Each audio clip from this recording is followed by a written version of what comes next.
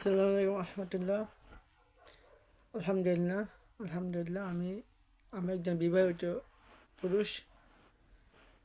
ইনশাল্লাহ আমার বয়স হলো আমার 2006 এপ্রিল 22 তারিখে জন্ম। তো আমার বয়স 18 19 চাই। তো ইনশাল্লাহ আমি এই এই বয়সে ইনশাল্লাহ আল্লাহ তাআলা একটি সুন্নাত বড় এক হুকুম ছিল বিবাহ আমি ইনশাল্লাহ বিবাহ সম্পূর্ণ কাজ আমার হয়ে গেছে, মানে পুরো হয়ে গেছে আলহামদুলিল্লাহ। বিবাহ করার পরে চক্ষু নিচে নেমে গেছে আমার। বিবাহ করার পরেও যেই একটা তৃপ্তি, যে একটা শান্তি, যে ইবাদতে একটা মজা, ওইটা পুরোটাই আমি পাইতাছি। এমনকি বিবাহের আগে আমার মাথা একটু গরম ছিল। এমনটা আমার খাইতে গেলে ভালো লাগতো না, শুইতে ভালো লাগতো না, কোনো কিছুতে মন বসতো না।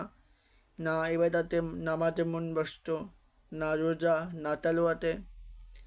ইনশাআল্লাহ এখন বিবাহের পরে নামাজ, রোজা, তেলাওয়াত, এমনকি সমস্ত জায়গায় মন বসে। কেমন যেন একটা হাজারো ঝগড়া হলে, হাজারো কায়দা হলে আমি কথা আসে না আমার। কেমন যেন একটা মনের ভিতরে অন্য আমার শান্তি, যেই শান্তি আমি বিবাহের আগে পাই নাই। এই জন্য বলি, প্রত্যেক মানুষকে বলি যে বিবাহকে সহজ করে দিতেন।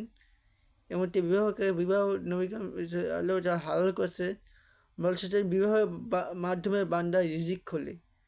আমরা যে সমাজ বলে যে আগে প্রতিষ্ঠিত হবে, আগে টাকা ইনকাম করো তারপরে বিবাহ, কিন্তু আল্লাহ বলেন না, আগে বিবাহ করো, তারপরে তোমাকে প্রতিষ্ঠিত করার দায়িত্ব, তোমাকে সফল করার দায়িত্ব আমি নিজে বান্দার।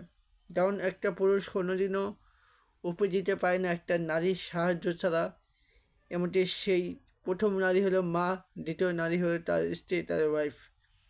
এই কারণে বিবাহকে সহজ করে দাও, এমনকি বিবাহের মাধ্যমে জিনাকে কঠিন করে দাও। এই সমাজ বলে যে আগে জিনা করবি 5-6 বছর, তারপরে বিয়ে শাদি। আসলে এই সমাজ কোনোদিনও চায় না যে তুমি আল্লাহর পথে ফিরে এসো এবং তুমি কি বিবাহ করে হালাল স্ত্রী নিয়ে তুমি বসবাস করো।